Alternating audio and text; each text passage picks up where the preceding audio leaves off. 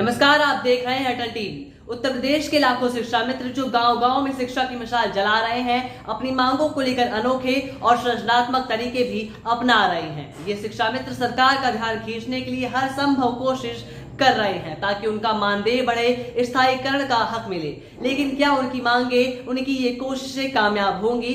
खास तौर पर तब जब 5 जून को कुछ बड़ा होने वाला है।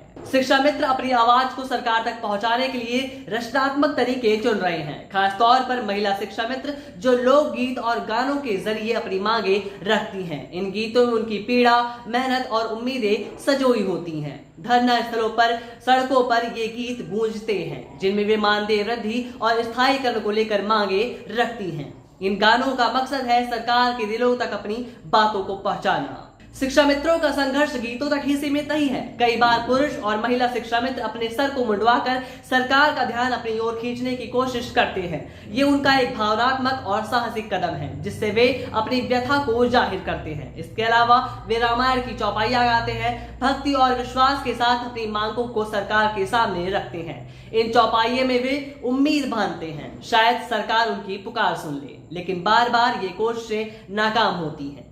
फिर भी 5 जून को जो होने जा रहा है उसके लिए शिक्षा मित्रों ने एक बार फिर से उम्मीद बांध ली है। तरह तरह के सकारात्मक और रचनात्मक प्रयासों के बावजूद शिक्षा मित्रों को हर बार असफलता का सामना ही करना पड़ता है। फिर भी वे हिम्मत नहीं हारते। वे लगातार ज्ञापन सौंपते हैं, धरना देते हैं और सरकार के प्रति अपनी निष्ठा दिखाते हैं। 1.5 लाख शिक्षा मित्र जो शिक्षा व्यवस्था की नींव है, बेहद कम मानदेय में काम करते हैं। वे कहते हैं कि वे बच्चों का भविष्य संवार रहे हैं, लेकिन उनका अपना भविष्य अनिश्चित है। 5 जून को वो फिर से एक नया कदम उठाने वाले हैं, लेकिन क्या इस बार 5 जून को उनकी मेहनत रंग लाएगी? ये सबसे बड़ा सवाल है।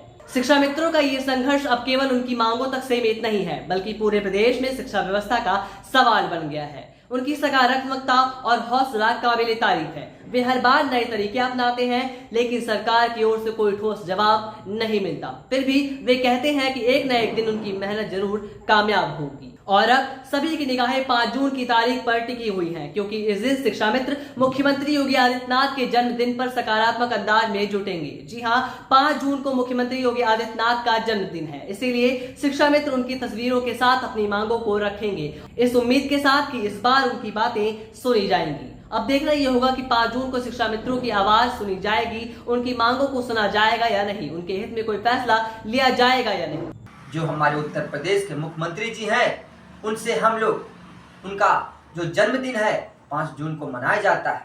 मेरा विचार है कि उत्तर प्रदेश के जितने समस्त शिक्षा मित्र हैं अपने अपने जिले में और फोटो सहित यदि हम माननीय मुख्यमंत्री जी का हम सभी लोग फोटो लेकर के निवेदन करेंगे और उनका जन्मदिन धूमधाम से मनाएंगे तो साथियों इसका सकारात्मक परिणाम आएगा, क्योंकि साथियों सकारात्मक कार्य करने से सकारात्मक परिणाम आएगा। साथियों ऐसा नहीं, मैं बार बार कहता हूं कि दुनिया में कोई कार्य असंभव नहीं, दृढ़ इच्छा शक्ति और संकल्प से पुरुषार्थ से असंभव कार्य संभव हो जाता है। 5 जून को शिक्षा मित्रों के हित में कोई फैसला लिया जाएगा या नहीं, ये देखने वाली बात होगी। इस पर हम नजर बनाए रखेंगे, इसलिए आप देखते रहिए अटल टीवी।